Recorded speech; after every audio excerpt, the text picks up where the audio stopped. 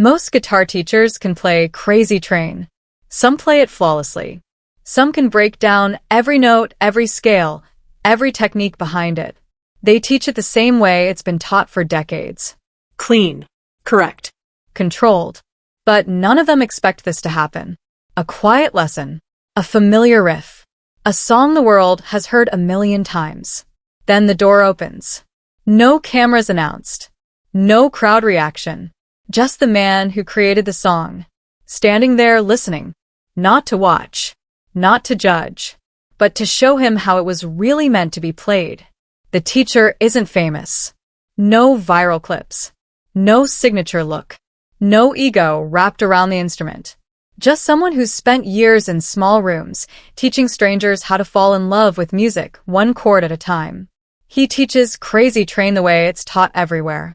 Slow. Precise. Controlled. He breaks it down carefully. Timing first. Palm muting next. Clean transitions between notes. Nothing rushed. Nothing sloppy. And honestly, it sounds right. Really right. The kind of playing you'd trust. The kind students feel safe learning from.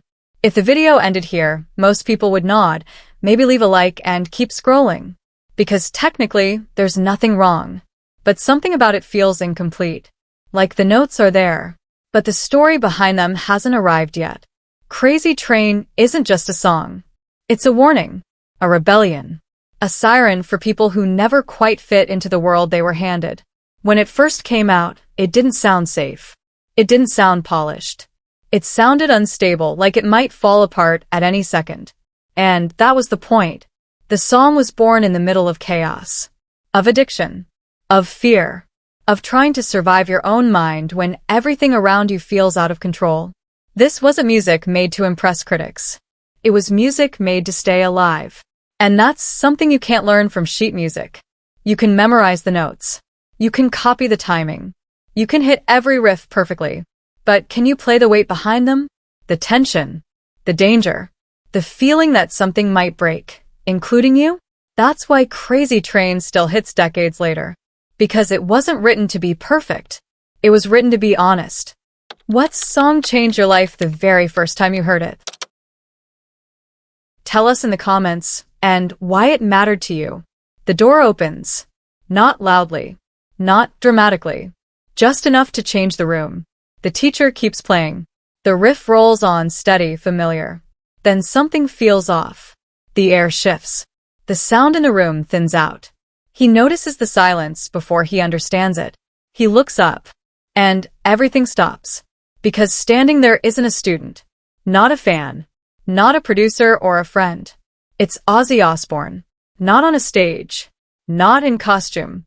Just there. No one screams. No one moves. Disbelief settles in slowly. The kind that takes a second pass through your brain. Before it finally lands. Oh. That's really him. Ozzy doesn't interrupt. He doesn't step forward. Doesn't clear his throat. Doesn't announce himself. He just listens. His head tilts slightly, almost unconsciously. The way someone listens when they recognize something familiar but not quite right. His eyes stay locked on the guitarist's hands. Not the face. Not the room. The hands. The riff ends. For a brief second, no one speaks. Then Ozzy smiles. Not the smile fans expect. Not a rock star grin. Not a performance. A quiet smile. The kind that comes from memory. He pauses, choosing his words carefully. Then he says, "Sounds good, but that's not how he felt it." There's no edge to it. No correction. No authority in his voice. Just honesty. Not better. Not worse. Just different. And in that moment, the teacher realizes something important. He wasn't being judged. He was being invited. Ozzy takes the guitar. There's no rush. No urgency to impress. His hands pause. Not because he's unsure, but because he's listening. To the room. To the memory. Then the first note lands. And everything shifts. The riff isn't tighter. It isn't cleaner. It's looser. Darker. Unpredictable in a way that feels intentional. The timing bends, not wrong, not sloppy, but human. Like it's breathing. Some notes linger longer than expected. Others snap and disappear. It sounds less like a performance and more like a confession. The teacher doesn't look embarrassed. He leans in. Because this isn't someone correcting mistakes. This is someone revealing where the song came from, not teaching how to play it, but why it was played that way in the first place. This isn't a lesson. It's inheritance. Do you think feeling matters more than perfect technique? Drop your answer in the comments and explain why. Ozzy doesn't talk about scales. He doesn't mention tempo. He doesn't correct finger placement. Instead, he pauses long enough that the room feels different. Then he says something no lesson plan ever includes. Back then, we weren't trying to be perfect. Not because they didn't care, but because perfection wasn't the goal.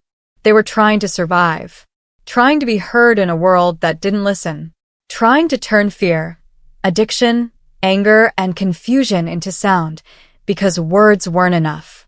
Music wasn't a performance. It was an outlet. That's why the riff breathes. Why it pulls back, then lunges forward. Why it growls instead of sitting neatly in time. Those tiny imperfections? They weren't mistakes.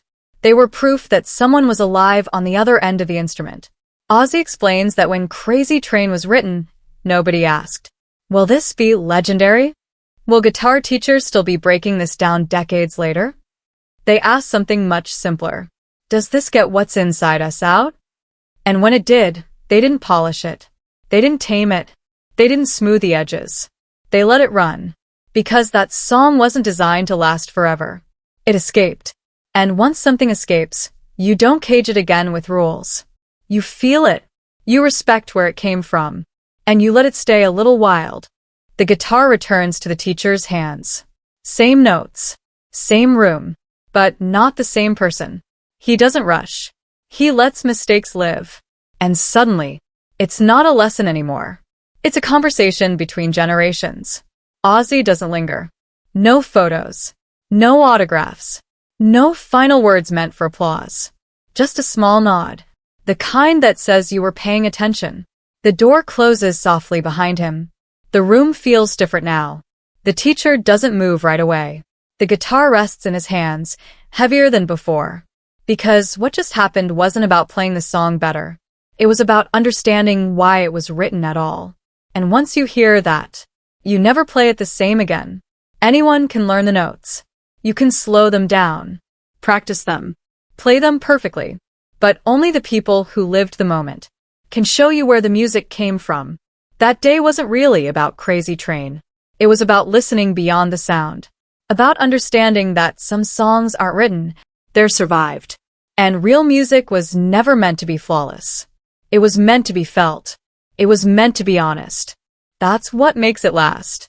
Do legends need to keep teaching, or has their music already said everything?